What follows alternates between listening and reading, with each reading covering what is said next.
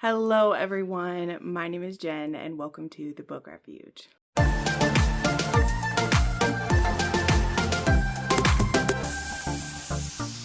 All right, friends, and welcome to a double weekly wrap up. Yes, last weekend I was visiting my sister and we had a little girls' weekend. Well, my nieces were at a birthday party and the other one stayed with my aunts, and we got to have a fun little time together, which was really great. And I just knew I wasn't going to be able to do a weekly wrap up before I left. And it ended up being good because I only had a couple books read by the time I left anyway. So I only have 10 books to go over for the 2 weeks, which I know is still a good amount. But the other thing I wanted to mention is that, back in December and January when I shared with you guys that I had some brain fog as kind of a symptom of one of the medications that I was on. And then it kind of evened out. Well, that medication, I had actually run out of it for a few months. And now that I have a new doctor, I was able to get it prescribed again.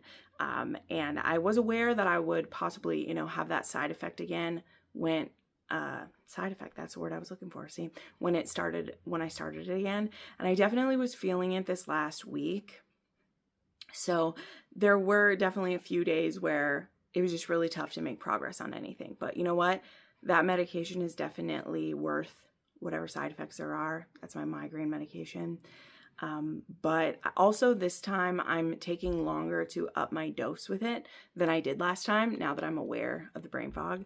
But it ended up being good that I had a little more time to read more. But I am still working on getting through some of my Patreon reads for May then because of that delay. But so thank you to my patrons for, as always, being so patient with me and kind to me. But I still have 10 things for us to talk about today anyway, so this will still be a good one. And I have some juicy things to say, some things a little less dramatic about a few things, but particularly one book, I have a bit of a rant and I have a gush about another, and a few that I can't talk about because they were for other book clubs and things, but it's going to be a good one. It's going to be a good day. Before we get too much further though, I do want to welcome a new Patreon. There is Callie, I think is how you say your name. So Callie, welcome to my Patreon. Thank you so much for supporting me here. I also want to let all of my free Patreon members know, which by the way, anyone who is following me on Patreon for free, I do sometimes do updates for free there. And one other thing I'm testing out is that if you go to my main profile on there and you follow me as a free patron, I now have a little taste test playlist there, which I've made 2 different exclusive reviews free for you to view, as well as a little taste test of a few different vlogs throughout the years. Just a couple random ones that I picked. So you can get a flavor of what it's like to be a patron. Because the way that it works is that there's one exclusive review every month, which is one that if you are a patron at the time, you get to help pick and vote on, which that will be happening soon actually. This weekend I will put up the next post where you get to suggest a book, and then once the suggestions are made, I put up a poll, and then you get to vote on that book, which we'll actually be talking, well, I won't talk about it fully in this video, but I actually have the newest review up for May, is up right now. But in that free taste test, I put up 2 different videos from like past years as just a little treat so you can see. So if you have thought about becoming a patron and you want to know if some of the benefits are worth it, you can check out that member perks sneak peek, which is available there. So that's just something that Patreon suggested we try doing, and I want to see if maybe it can tempt some of y'all into testing out the Book Refuge Patreon. So enough of that, let's get into what I read in the last 2 weeks. Today I am drinking, I should show you too, one of the Culture Pop sodas. This is an orange, mango, and lime. Probably not my most favorite one because it still has 8 sugars, but I don't really like the aftertaste of this one. But oh well, that's what we're drinking today. All right, I just had one book that I still finished in May, so wanted to mention that. Oh my gosh, I just had one thing that I finished in May that wasn't in like the the last wrap up I did. And this was actually a fanfic. It was called Love is Instinct, Deceive is Business. And this was by, it doesn't really have like an author name. They're just like a list of numbers, because this was actually a translated work, which is cool. I think it's only the second or third fic I've ever read that was originally in a different language, which was cool. I actually read this one to squeeze it into the Ever After-a-thon because it worked as a POC author, which was really cool. I was able to squeeze it in there. And this fic was a short one. It was only, I think, like, how many words was this one? I think this one was only like 30,000 words or about 120 pages. And it is a Bratva meets Yakuza fic. And it's also set in like the 60s in Canada, remembering correctly. And what happens is that Ilya ends up, like, I think it's his brother tries to betray him in the Bratva, or something happens where he needs to make a deal with the Yakuza. That's the whole point. And so the Yakuza ends up like putting him kind of in protection with them because they need information from him. And so Shane, being his mother's, you know, kind of right hand, because in this, of course, Yuna is the head of the Yakuza, which is lovely. She kind of puts her son in charge of looking out for Ilya and protecting him, and also keeping an eye on him, because he's brought them this information, but they also aren't 100% sure that everything he's telling them is on the level. And they're right to maybe distrust him just a little bit as well. So as these two, you know, sons of mafias, sons of crime, are put in each other's orbit, they start to have some feels. So very interesting. I liked it because it was also kind of a bit of a history piece. And it was Yakuza and Bratva. And I just really liked how this one was done. It involves there being a little cottage that they have to hide away at while they're keeping Ilya safe. And yeah, I thought it was great. Then there was my 2 reads for Rake Appreciation Society. So I will just talk about these briefly, because if you want my in-depth thoughts, cannot get the frog out of my throat, you will have to go check out my book club with Crystal, okay? Because I did book club for Rake Appreciation Society with Crystal last Wednesday. And that video is up now, but I'll tell you a little bit about it just to tease you. So there was My Lady, My Lord by Catherine Ashe. And this was very interesting. I'd only read one other book by Catherine Ashe, and this book was nothing like that at all, because this actually has a bit of like a paranormal twist to it, but really only like one twist, because this, well, I'll just tell you, this is a Freaky Friday type situation. We have these two, and they've been each other's the bane of their existence. And we have a blue stocking and a rake situation, which is really fun. And they are also neighbors. Their families are friends. I believe her father is a widower, and his mother is a widow. And their families have been friends, but they've been kind of like rivals and like at each other's throats. He thinks she's stuck up and is, you know, a blue stocking busybody, and she thinks he's a rake and a philanderer and just really doesn't think the best of him. But they honestly do have quite like an attraction for each other, but they just really are always like needling at one another. And there ends up being this event that they're at where there's this statue of, I think it's of Athena. I can't remember which goddess it's of, but they end up waking up in each other's bodies, and they have to try to figure out how that happened and how they can switch it back. And they end up kind of coming up with the idea that they need to try to understand each other and do something positive for the other person as the other person. So very confusing setup. And what I will say, and again, this book didn't go over super well with everyone. And again, you should go watch our book club. It's only an hour long on this. Very interesting. And I actually, if I had not been reading this for book club, I would have DNF'd this book. And there were many points in the first half of this book where I was pretty bored. It also was very confusing, particularly to listen to it because of the pronouns that are being used. There's no other way to say that. Because when the narrator is speaking using Ian's body, but the voice of Corinna, the heroine, she will say, she said, but then use the voice of the hero because she said, but is using the voice of the hero because it's in the hero's body. It is very confusing. I think this one actually might have been better to read with my eyes, but I had limited time to get through these, as I always wait till the last moment to read them. And it was just very confusing. And again, I did not care for either of these characters for the first half of this book. And there was a point in the story where I was like, they're not making any character progress.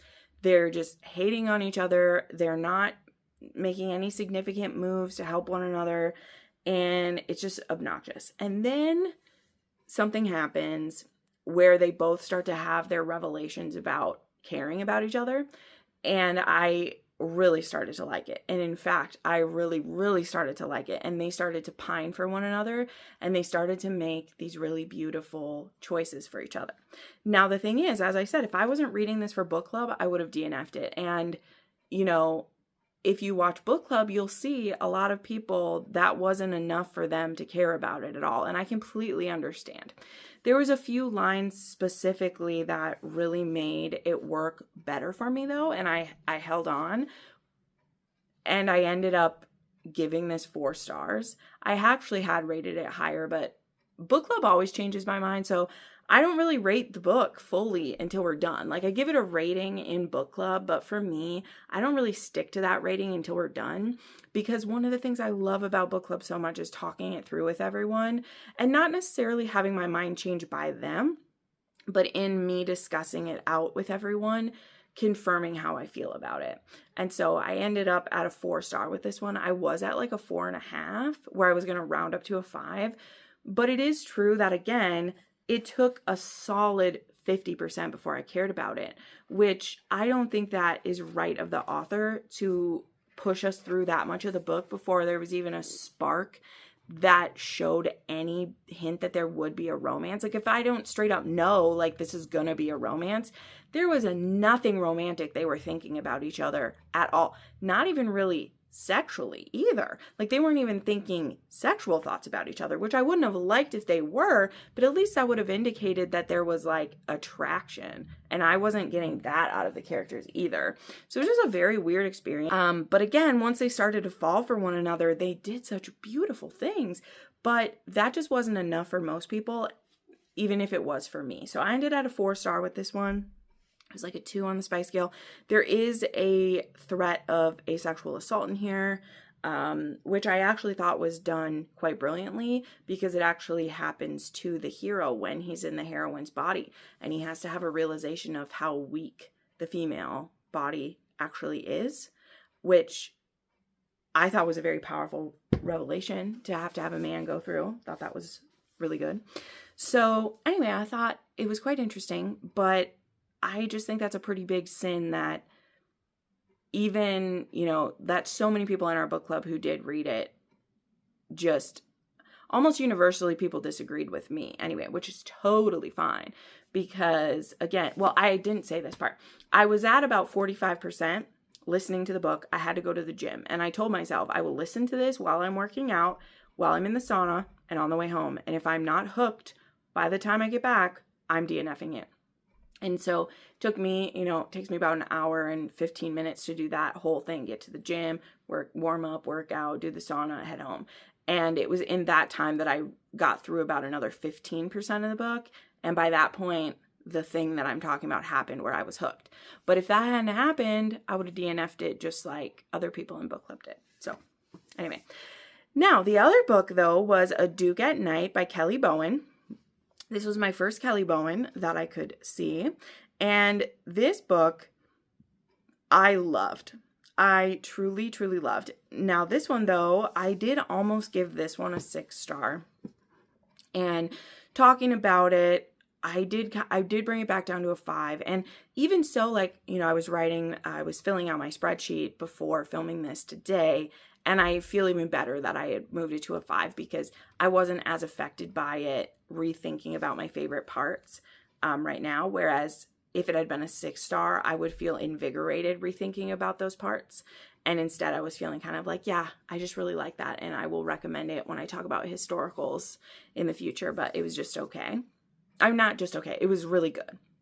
But this one involves a blue stocking as well. However, what made this one so good is this is probably my favorite blue stocking heroine I've ever read. You know, and blue stocking meaning she's ahead of her time.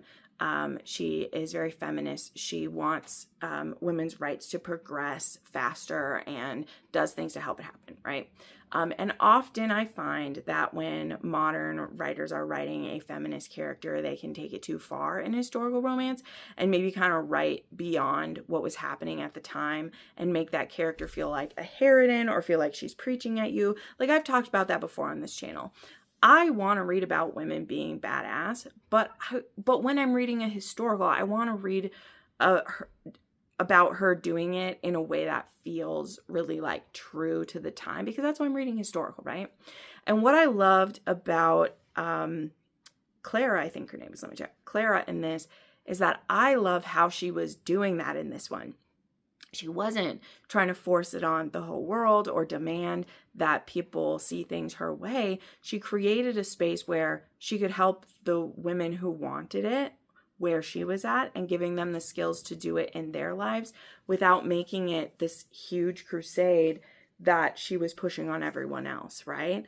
And I thought that was beautiful. So what am I talking about in this one? Just briefly here, we have Clara and her brother and sister. They have this property that was left to them by their family, and there's actually a school for girls that she has there where it's not like a full-time school. They do these sessions basically where these young women can stay there, and under the guise kind of it being like a summer program or a summer session, she teaches them skills that help them learn things that, I mean, it's kind of hard to pin it down, and maybe I didn't pay enough attention in the very early of the explanation, but teaches them skills that you maybe on the front wouldn't think that they are like manly skills or whatever, but just kind of help them be a little more progressive in small ways, and give them a little more freedom of knowledge in areas that they wouldn't get at a normal finishing school or something like that. As an example, like she has made connections with different people in the villages nearby to allow the women to do like these short apprenticeships in different ways. Like example, her brother is a doctor and he's on board with this. And he like lets I don't think there's one going with him in this round, but if one of the girls is interested in being a doctor, he'll take one with him for some of his calls that he goes on. Another example, and this one is pertinent to this story, like one of the girls is interested in like business management. There's no other way to say that.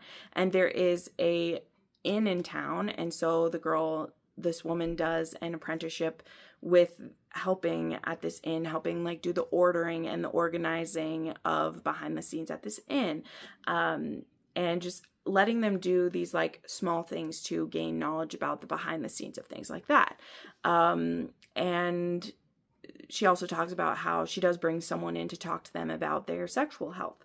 And that's not made a huge part of the story too. It's just done very practical. There isn't a bunch of preaching going along with it, which is what I liked. It was just like, she said like her mother made sure she knew about those things. And so, whereas like Clara though, who I like this too, Clara isn't a virgin. She had had someone that she had had a fling with before. She's aware of her body. She is aware of how to have protection and things like that. And she brings someone in to talk to the women about that so they can have their reproductive health in their hands. But again, it isn't preached at about it. There's not this list of like, well, women, da-da-da-da-da. Like, it's just like, these are the things that they can get at this finishing school. So how the hero is a part of this is that he actually knew the heroine many years ago when she was kind of a wallflower in the ton. And he was like dared to dance with her. And so they are aware of each other, and they've always kind of have been. And then his family went through some really hard times, and he literally had to like dig his family out of the gutter. And now he's made his family very successful. And one of the ways he's being successful has been like eating up, you know, other businesses that are doing badly. And one of those businesses is her family, the heroine's family shipping business. And he's trying to purchase it. But of course they don't want to sell it to him.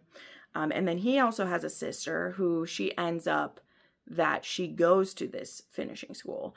And she does it without telling him. And so when he finds out that she went to it, he ends up going to stay in the area while she's going to this finishing school. So that's what puts him in proximity with Clara. And he's keeping an eye on his sister at this place while she's going there. And while he is there, he starts, you know, kind of spying on and being let in on what is happening there. And Claire starts sharing with him a bit about like what her parents' relationship was like and how her father, you know, encouraged his wife to, you know, have the dreams that she still wanted to have. He didn't keep her out of, you know, the family business or whatever she wanted to be a part of. He let her be a part of, but Clara realized very quickly that that's not how it is in other parts of society and things like that. So, and it definitely made her seem odd and stand out that she had those ideas and everything. So anyway, I said way more about that one than I meant to, but I really, really enjoyed that. And again, the reason why I did is that this hero also has quite a journey in this one, I will say, because he starts off okay, it's so hard to explain because he starts off very stubborn about his sister and you like want to punch him because he says some things that are really ignorant and frustrating, okay? Like, I want to be honest. There are a few things he says where you're just like, you are such an ass and like you are just not getting the picture. But at the same time, he does these very sweet things for his sister. So it's like, it's both things. He wants to protect his sister. And so the idea of her wanting to learn business skills and her having to know how to run an inn or be in charge of those things when he has scraped and scrimped and saved and he did forced labor and all these things to give them the life that they have now. And then seeing his sister wanting to work, he just cannot hold in his head because to him, that would be him failing as an older brother if she wants to do those things. So I just want to put that out there about him in case anyone starts reading this and then starts thinking badly of August immediately, which you'll have to form your own opinions. I get it. But you'll see him say or hear him say something like, I think her name is Anne, I don't know, where he'll be like, Anne, that's ridiculous. You don't need to know this. You should be stitching and you know, serving tea. And he doesn't mean it as in like your place is only in the dining room, you know, like he doesn't mean it that way. He means it as in you don't have to work. I have earned us this. I've worked so hard. Let me find you a husband who will treat you perfectly. Like, and he wants her to marry for love as well. He's not trying to force her on a husband, but he's like, let me, like, you deserve everything, right? Whereas she is like, but my brain will shrivel up and die, which Clara very much can't, like, that is the whole point of her school is, you know, her parents were like that. Her father and mother, they loved doing business together. And her mother loved having something to keep her busy and having charities and things to do because she loved doing things, right?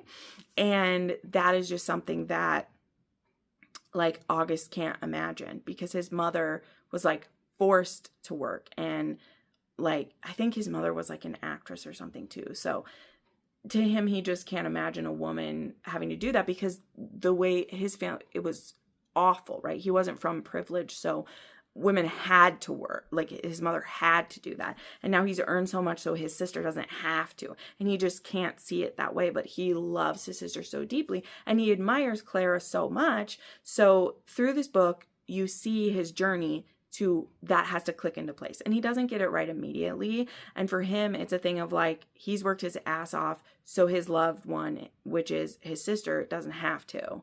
And it isn't about wanting to, like, because he thinks badly of his sister or that she's not smart enough or that she is too stupid to. It's a matter of, like, privilege and like I worked so hard and earned this so that you don't have to. Like I did the dirty stuff so you can be happy. And him not realizing that he loves doing business. Well, no, that's the thing. Like he doesn't love doing it in the same way that Anne does, because she is mentally stimulated by it. Whereas for him, it was like, it's this great burden that he had to take on. So anyway, I've just analyzed him for you. Sorry if I went too deep into that. But to me, Clara, I will say she doesn't have quite as big of a character. She still has one. She's already pretty great, in my opinion. She still has to learn to not do some judging of him. And I think her character arc comes a bit later in the story when he's really going through quite a big one all the way through. Hers comes a bit later in the story when now she's kind of judging him for things that like he's not doing wrong. So she actually has to make a bit of a gesture in the end, which I really loved. So I just like this one so much. And though they were so stubborn, I wanted to smack their heads together. They were such good people that's why I didn't mind the angst. And when they kept kind of talking like past each other, when I'm like, oh my gosh, just say the right thing. And it's because from the very beginning, even when August says some shitty stuff to his sister, at the same point, he's doing these very loving things for her. And as soon as you learn what his past was, you're like, it's all about care. He doesn't want his sister to work because he deeply cares for her and he doesn't want her to strain a finger, right? He just can't imagine her wanting to work for the love of it, because for him, it was hard and painful and he almost died doing it, right? And so the thought of his sister working for fun is like, no, you'd never have to work another day in your life. I did all that. What was everything I did for? If my sister wants to run an inn, if she wants to make decisions about how much corn we need to buy, right? So that's what I think Kelly Bowen did so well. And to top it all off, to put the cherry on top, to me, August felt like a Kleypas hero in a lot of ways. In fact, he has a possessiveness I loved, but the good heart. And you get to see that right from the beginning. So even when he's making some decisions where you just want to slap him, you're like, you are a good man in there. And so as it took him a while to get to it, I was willing to be patient with him because he has that good heart. And none of the things he does to mess up are so bad that you won't ever forgive him, in my opinion. And so I saw some reviews that were just that he was just an awful person. And I'm like, I don't know. I saw all those little things in place where this man deeply loves his sister. He almost died when he was young to get the family out of the workhouse, and he doesn't want her to have to worry about a single thing. And so seeing her, put her reputation on the line, wanting to work, doing those things, that's all like, you don't have to do that. I've taken care of it all. It's not I need to control everything. It's like, I'm giving you all this. Why do you need more? What else? And so I just had so much compassion for him. And it's through Clara, who he sees thriving in everything she's doing, and in each interaction with her, that he's able to parallel that with Anne. And that's what I think was really beautiful. Now, Clara, again, she has her stubbornness too, because she can't imagine that August would like pick her for anything long term. And because her parents had such a beautiful relationship, again, her parents were deeply in love. And August, he didn't have that. He saw his father like couldn't love his mother right and was like a coward and all these things. And so he doesn't think he can have more than like a mistress or something. No, this isn't a like, I'm asking you to be my mistress book. Like it isn't at that. That's not what happens in here, but that's what like she thinks about it. So Clara just won't ever say what she actually wants, which gets a bit frustrating. So like I said, her character arc takes a bit too, but I love this, and I talked about it longer than I thought. I gave this 5 stars, and 2.5 on the spice scale, and there is some content notes for death and grief. There's kidnapping and an attempted sexual assault in here, not by the hero, of course. All right, next, I had a fanfic that I don't really recommend. So, that's my like rating system for fics. I don't tell you what I rated it. I tell you if I recommend it or not. I don't really recommend this one, but I'll tell you what the themes are.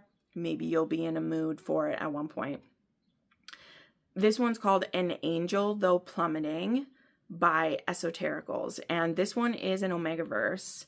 And I don't know what had hooked me. I don't know. It's not super long. I think this one was only like 100 pages. And I was intrigued by it because it was said that it was like a revenge fic where Ilya gets to get revenge on someone who hurt Shane. And what it is that Shane is on the Montreal team. It's Omegaverse. He's an Omega, and he's currently a part of Hayden's pack as a, like, almost like a friend, or I don't understand Omegaverse that well. So I don't understand how it works. Like, he's not a sexual partner to Hayden and Jackie. He's like a lovable part of their family. And so all that happens between them is like cuddles and love. Like, Hayden's an alpha and he is a protector of Shane. But Ilya has a potential to be his like alpha. It just doesn't work out yet for Shane to like live with Ilya because they're on different teams. But Shane and Ilya do and have fucked before, but they're not together yet. And one time, at the beginning of this story starts with a really brutal assault where two of the Montreal members, if you've read a lot of fics, you probably know which members are absolute disgusting pigs. I can't say their names. It's like, it starts with a D and it starts with a C. I know one of them is like Camille. I don't know how to say his name. Camille. They attack Shane and assault him brutally. And eventually Hayden comes in, but he tears them off of him. And because he doesn't have his like collar on because he was in the shower, it ends up like that the two aren't like properly punished or whatever. Because I guess if you're not claimed, then and you're an Omega, you can just be fucked by any alpha. And because he didn't have his collar on at that moment, they were able to do that and not have any consequences. But he's brutally assaulted. And Ilya finds out about it, rushes to his side. And then eventually Hayden, Ilya, and then some of Ilya's pack on the Boston team, who, you know, will eventually be Shane's pack as well, they attack those two men and they kill them. And it's pretty brutal. So, again, I don't really recommend this one. It was pretty rough. I ended up skipping a lot of it, which it wasn't even that long. But I don't know. This is the third Omegaverse I've tried. I don't know. I thought I would like the violence more. I just don't like Omegaverse. I don't like the body parts, how they work. I don't like the boy pussy, and I don't like the heats and stuff. So I don't know why I keep trying to write them. So this isn't a fault of the fic. And if you like Omegaverse, I am not shaming you. It's just not my thing. I need to stop trying to read them. But I thought I would. I don't know. Anyway, don't recommend. But I will link below in case that's something you're interested in. Okay, next up is the one that I did not care for. Okay. This was Frozen Heart by Neva Altai. Okay. This was her most recent release. It came out the end of May. And I was really anticipating this one. Okay, because this one is connected the most with Sweet Prison. Which is funny because I'm actually rereading Sweet Prison right now. And I picked up on a whole bunch more stuff about this couple now that I've just read this one. That's happening in Sweet Prison. About Adriano specifically. But this one is about Iris, who is a housekeeper in Don Spada, who is Massimo. She is a maid in his house. Actually, her mother was a maid there, but her mother is sick. She needs a transplant. And Iris is now the maid there. And Adriano is one of the men who, he actually works with a few different organizations and stuff. But in the beginning, he actually has a wife. And yeah, he has a wife. And she is betraying him. And so in the beginning of the book, actually, he finds out she's trying to have him killed. And so he kills her at this dinner party. And Iris comes in not long after he's killed her. And she's like, listen, I'm not going to tell anyone. I'm a maid for the Mafia. I've seen things. Please let me leave. And he's like, okay, don't tell anyone. And she actually leaves a cookie behind for him, which is relevant in just a moment. And she's like, yeah, I'm not going to tell anyone. I'm just okay. But she literally saw him like kill his wife. She doesn't know the whole situation, but she's the only one that's taking care of her mother. So she's like, please let me go. So he's like, okay. But he's going to keep an eye on her. And he also keeps the cookie she left him in a little plastic bag. And at different times for the next little bit of the story, he'll actually take this cookie out and like palpitate the bag until literally all that's left is a powder that was the cookie. Okay. That was super endearing to me for a good part of the book, I won't lie. Now, Adriano also has this therapist that he'll see who used to, I can't even remember the whole thing. Well, no, I guess I do remember now that I just said it, but I don't want to spoil it. But let's just say he is someone who was involved with a program we have heard about before, if you've read the series through. Okay, you maybe know that there was a program that was less than legal that this guy was connected with. And let's just say Adriano saved him from being killed. And so now he's Adriano's therapist whenever he needs it, which means he can basically say to him whatever he wants to. But also Adriano doesn't listen to him that well. He's just more someone that he can tell him pretty much everything that's happening and not have to worry about him going to the cops about it. But also, Adriano doesn't always take his advice either. The other thing about Adriano is he's getting these migraines, which eventually we'll see he starts to feel relief from these migraines when he spends time with Iris. So eventually we will see him seek out to spend time around her to help relieve his migraines that he's having. So why didn't I like this one? Well, it started out really good for me, as I said, because I liked that, he was stalking her now because he's watching her to see if she tells anyone about what she saw, and he learns about her mother, and he starts doing certain things to care for her without her knowing. I love that type of stuff. And then things escalate a bit more when she is trying to earn money because, yes, she's working for Don Spada, but again, her mother needs a transplant and they're not able to find a match, and they're already trying to get a match while they're on like assistant insurance as is. And so she starts working at this club, and it's at this, it's so much to explain, but anyway, she ends up where the person she goes to see just asks her to wear a blindfold and sit on a couch and talk. And they're not going to touch her. They're not going to talk back. She's supposed to sit on this couch and talk. So I bet you can guess who this is. It's Adriano. He finds out that she is working at this gentleman's club, and he, without saying that it's him, makes a deal that she will only see her silent stranger, be available whenever he wants her to, and she'll only see him, and all he'll ever ask her to do is wear that blindfold and sit and talk to him. And he's doing this because she relieves his migraines, but also he likes spending time with her. He just doesn't want to admit it. So this begins. And when she talks to him, she, just starts, she doesn't know what to talk about, and she'll talk about these things. And eventually, because he won't talk to her, he doesn't want to reveal who he is, but he does start leaving her like different presents in her car when she leaves. And he then finds out how serious things are with his mom. And so he ends up deciding that he needs a wife now because he killed his last one, but he needs a wife again for different mafia functions he has to go to. So he takes the knowledge of her mother needing a transplant to find someone who he's going to kill to get their heart for this. I think it's a heart that she needs. And force Iris to marry him in exchange for a heart for her mother. So that is how they will end up married. Now, he still never tells her that he's the silent stranger.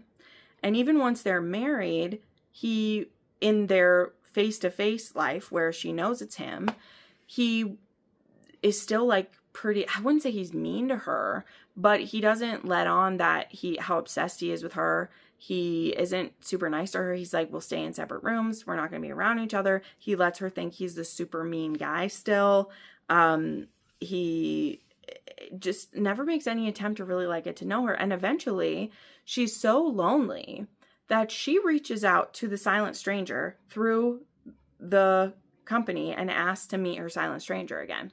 So then Adriano, who is the silent stranger, is so pissed that his wife is asking to see another man, even though it's him, and he hasn't told her he's the silent stranger. And as her husband, he hasn't touched her or talked to her or given her any type of human connection, doesn't let her have any friends or do anything, and he's wondering why she's lonely. So now they start meeting again on Saturday nights as the silent stranger and her still blindfolded.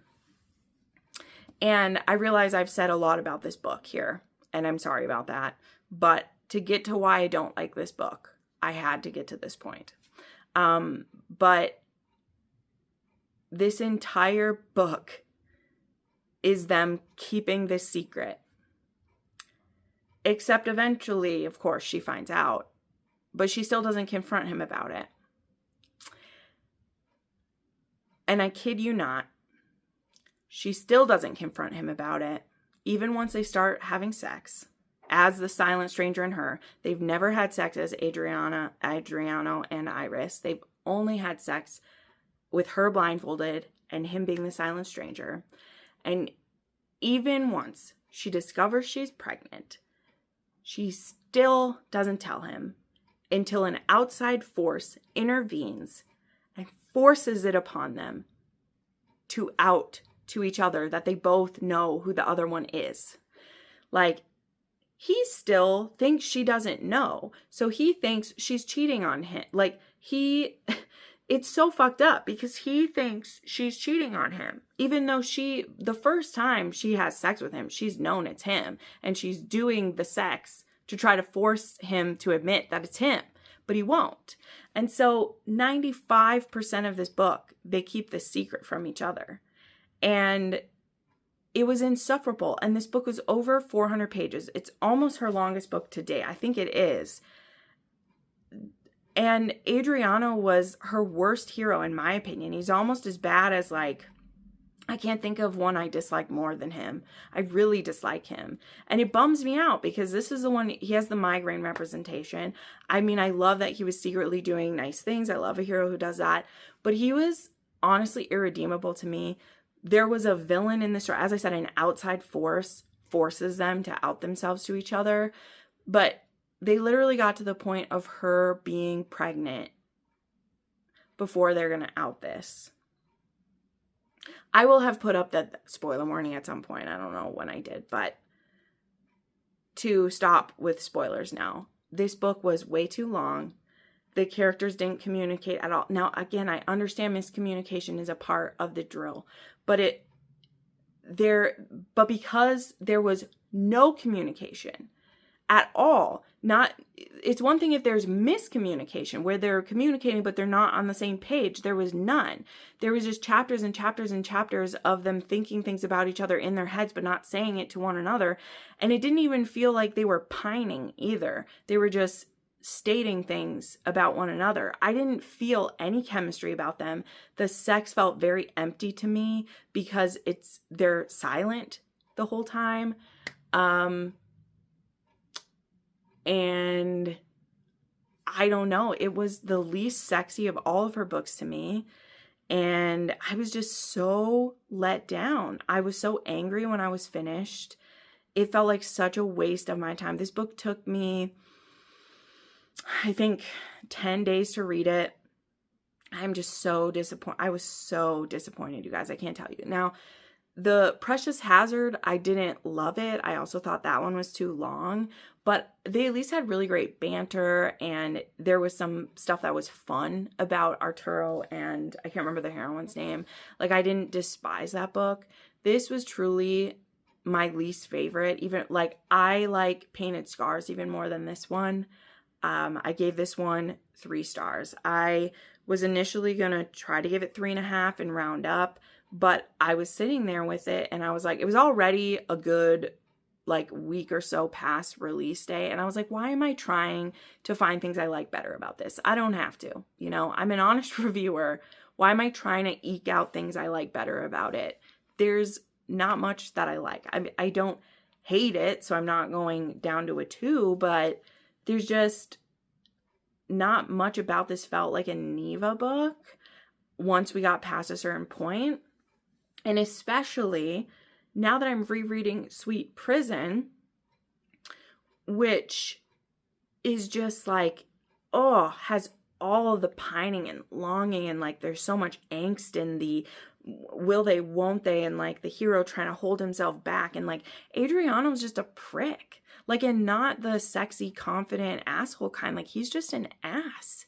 Like, he is just a jerk. There's nothing I like about him. And every other hero that I have read from Neva, there's something I like about them. There is an attribute I can lock into. Like, there's nothing I like about Adriano. Iris, there was a lot I liked about her.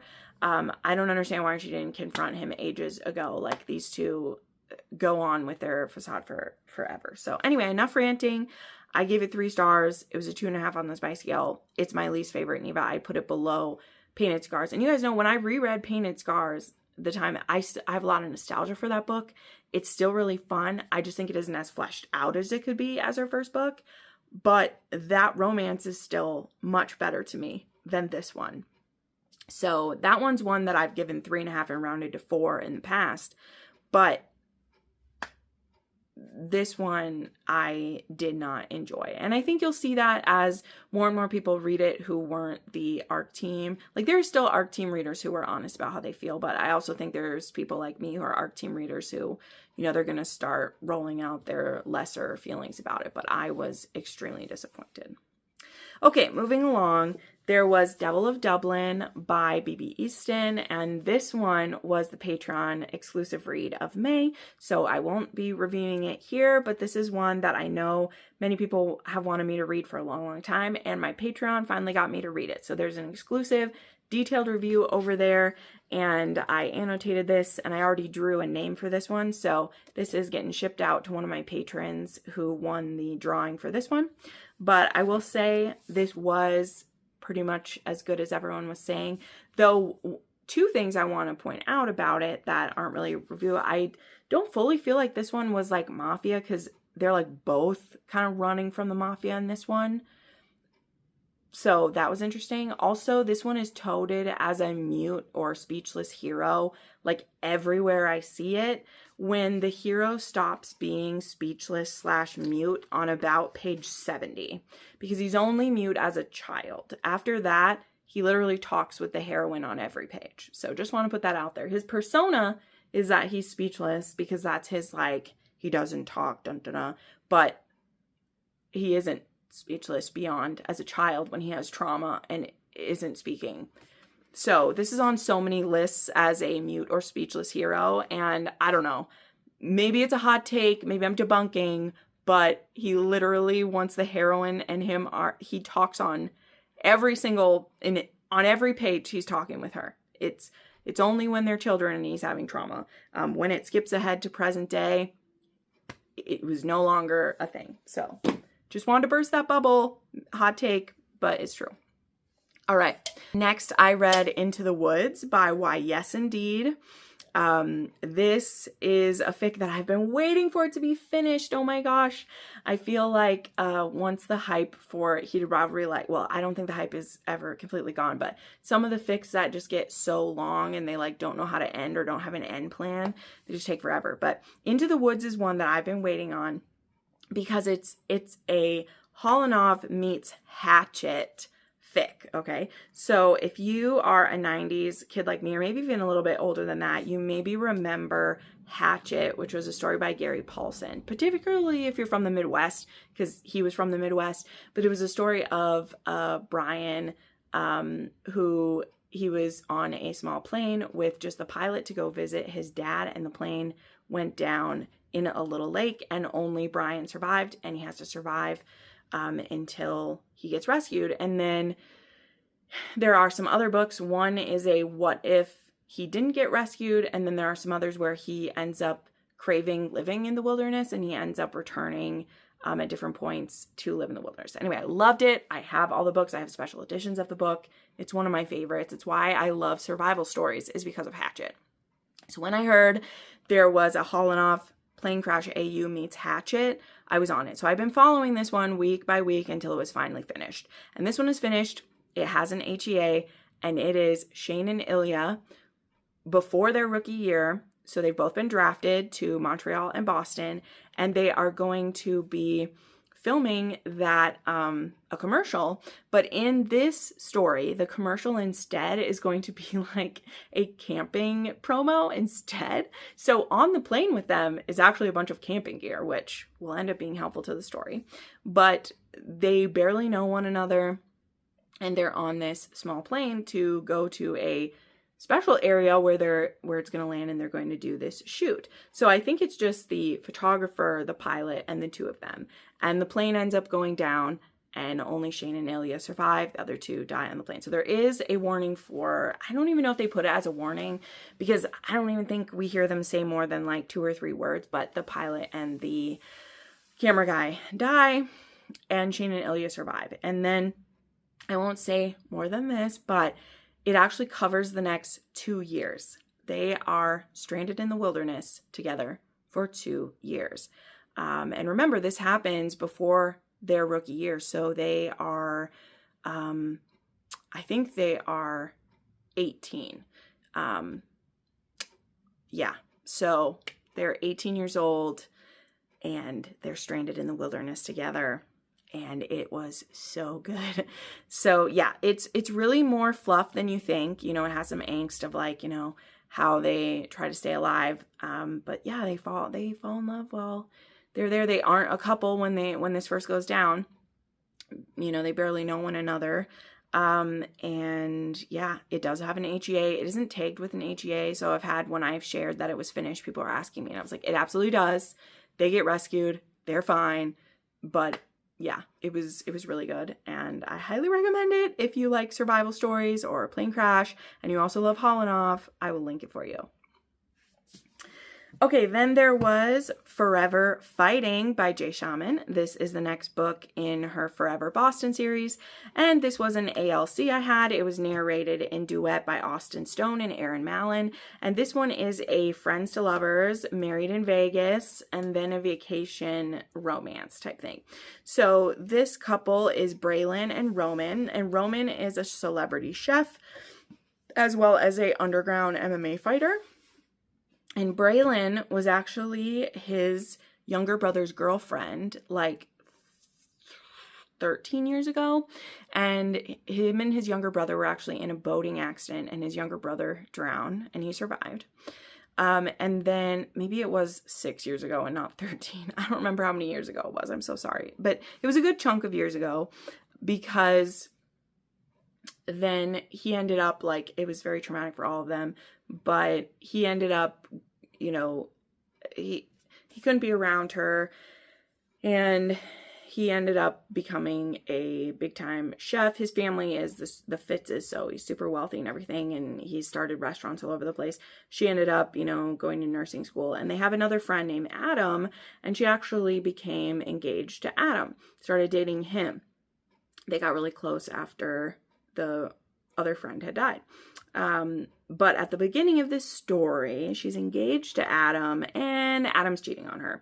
So not only is it a betrayal of her, but like it's kind of a betrayal of the memory of their friend, and a betrayal of Roman. And so when Braylon discovers that he's cheating on her, she runs to Roman, and he ends up that he's going to an event in Vegas, and then he's going to be going to one of his restaurants is opening in Mexico or something. I don't know where he's going. He's going to a few places. So he gets her to go on leave, which, because her family owns the hospital where she's a nurse at, she's just able to get, so good for her. And when they're in Vegas, they end up getting married, and then they go on the vacation. And he ends up admitting to her that one of the reasons he had to stay away is that he felt a lot of guilt that he was attracted to her whenever he would see her after his, brother had died. And he just felt such guilt for wanting her in that way. But now he feels like this is his chance, and he feels like, they both know that his brother would want him to love her and take care of her. He was a good guy. And also that they shouldn't fear, how Adam feels, because he was a shitty friend to both of them if he was cheating on her with someone else. So it was really fun. It's really sexy. There was some good smutty times in this one, actually. They were very emotional. I love that. I think it was handled well. And I gave this one 4.5 stars. It was a 4 on the spice scale. Okay, then I read Take My Love by Brooke Montgomery. This is book 2 in the Willow Branch Mountain. This one is a forced proximity between, who is this one? Posey and, of course I have it right here, Posey and Silas. And Silas is actually Warren's best friend. And in the beginning, his fiance actually breaks up their engagement and kicks him out, which is a bummer. And he actually worked for her family company. So he loses his job, loses his fiance, and loses his home all at once. So he doesn't know what to do. So he, at first, he stays the night with Warren and his wife, which that is the couple from the first one. And I did, when I read that one, remember the setup, he stays with them for a night. And then Warren actually suggests that he stay with his sister, Posey. And she really hates Silas because I guess they had a one-night stand years ago. And then he, pretended he didn't remember it. But we're going to find out more about that in a minute here. That's not fully how that went down. But then he needs a place to work. She's looking for people to work on her goat farm. So through some haggling, they end up not only being roommates, but he's going to work on her goat farm as well, which is cute. There's little goats on the front. And there are rules at the business that there's not supposed to be fraternization between employees, but that's only going to last so long. So yeah, this was a really fun one. There's great sexual tension. There's a few things they have to work through, of course, about why things got messed up between them when they were younger. And part of it had to do with that first night they slept together, they were both drunk and they were both virgins, which I thought was cute. He was a virgin too. And so was she. And it was really, really good between them. But then she overheard him tell her brother that he didn't remember what happened. And she took that as him not remembering. Then there is another flash forward a bit where they confront each other about that. And he's like, that wasn't me saying, I was saying that to your brother. Right after having sex with me, did you want me to tell your brother that I fucked his younger sister? Did you want me to ruin my friendship with your brother that quick? Come on. Which is exactly what I was thinking when I was reading it. I was like, girl, I know that might have hurt, but think for a second.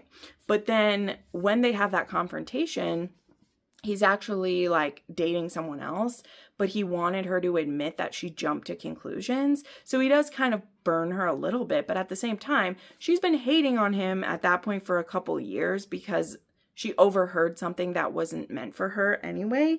And instead of talking with him, who was her friend, she jumped to conclusions, right? So, if you overhear, expect to think things you don't want to. But then we jump ahead more years again, and she is even more mad at him because he tricked her into revealing her feelings, right? So, it was a kind of escalating brattiness on that part. But now she's kind of in control because she's his boss and she's living with him. So there is some drama there, but it pretty quickly they get back into the groove of being friends.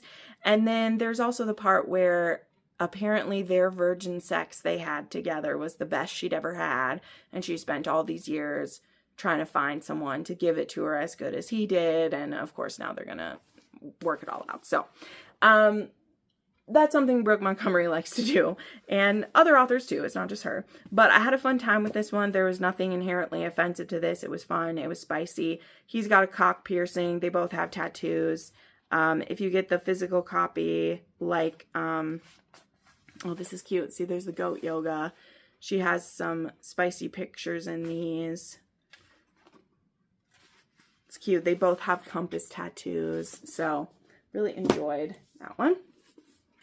And yeah, I gave it 4 stars, and it was a 4 on the spice scale.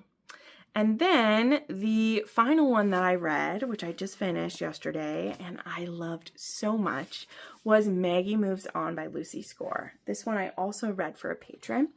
And I haven't read a Lucy Score in a long time. And I actually read a lot of her back when Audible Escape was a thing.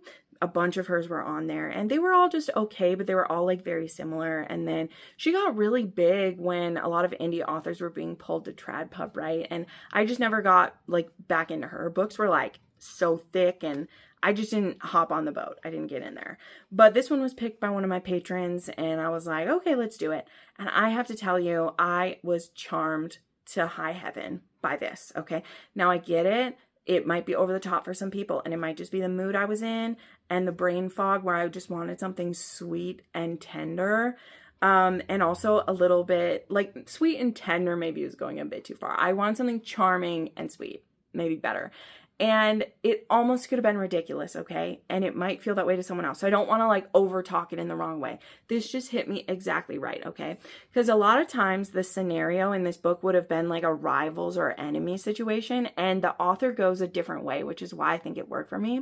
Because we have this house flipping YouTube star, Maggie Nichols, and her ex-husband, who is a gay man, they go around buying these houses to flip. And so she arrives in this tiny Kinship, Idaho, with a cot and a coffee maker. And she buys this crumbling Victorian mansion that she needs to restore in 4 months or less. And then she meets a sexy, laid-back landscaper named Silas Wright. And the minute that he meets her, and I highlighted this, where is it? Let me find the line. Because I was like, any other day this might not work for me. The first way he describes her is as a goddess, which I just love. And then she talks to him and he says, his future wife said this. And then he says, where's another thing that he says about her? Maggie Nichols, I don't mean to scare you off, but I think you just might be the girl of my dreams. She gave him a side eye. I bet you say that to all the girls. Never in my life, he says. So I get it. That could be too much to some people, but I love it because he sees her and she's in her like work stuff, and I love how it is because he even says, he was in lust at first sight, but he doesn't think anything lecherous that we read. He's in lust with her, and she's in work clothes and is getting down to business, right? She's not in some slutty outfit and he's lusting over her. He's in lust because she's like doing the work, right? And then all the way through this book, he's like, I'm going to convince you to stay here because we're meant to be. And she's like, dude, are we going to have a problem working together? Because I'm going to be moving on. And he's like, oh no, I'm going to convince you to stay. And so the whole book too, what the third act conflict will be, but how the author usurps it in a way you don't expect, I thought was wonderful. And also just how charming this town was, how great all the side characters were. I love her ex-husband, Dean, who, like I said, he's a gay man now. He has a little thing, flirty thing going on with Silas's brother, Michael.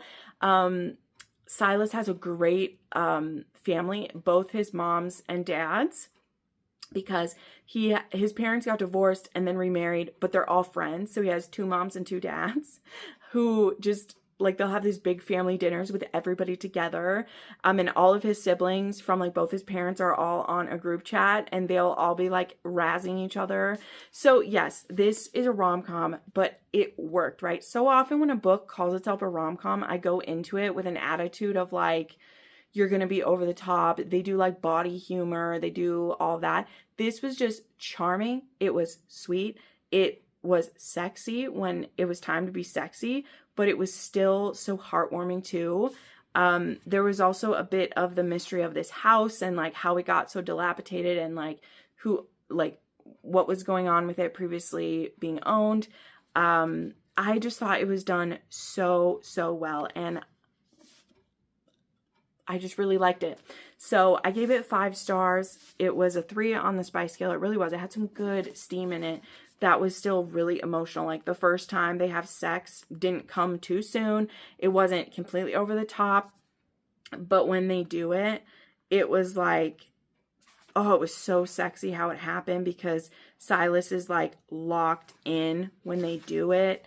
And he's just like, this is like the best of my life. Like, oh, it was done so well. Like truly, this was really close to being a 6 star. It honestly was.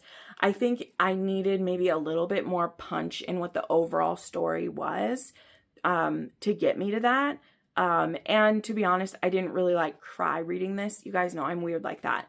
If I had cried over some of the love proclamations, it probably would have pushed me to a 6 star. But that's okay, right? I am a sap. And so to give it that little extra Jenn kick, I like to have the cry factor for me. But I genuinely don't have critiques of this. But again, I acknowledge that for other people, it might feel too cheesy. It might not hit you at the right time. It hit me just when I needed it. Again, the way that he was like, how it said that he was in lust at first sight, but it was because of like her, here, I'll just read it here. The work boots were scarred and not for fashion. Long legs seemed to go on forever under a pair of battered utility pants. Curves, subtle ones, revealed themselves through a dirt-streaked tank top. Hands in pink-trimmed work gloves tossed a long-sleeve flannel over the porch railing. Silas was already in lust before he got to her face. Right? Like, isn't that cute? It's cute. He's in lust because the girl, he knows she works hard. That is what he's in lust with. I adore it. I love that. It's great because it's cheeky. He's attracted, but it's because she is like just so ready to work. Like, I just love that. So anyway, okay, that's enough. 5 stars for that. It was brilliant. It made me want to read more from Lucy Score, and I haven't read her in so long. So thank you so much for watching, friends. Thank you for watching. I hope you enjoyed this, and yeah, I will see you in the next one. Make sure you like this, share, hype this video, and we'll see you next time. Bye.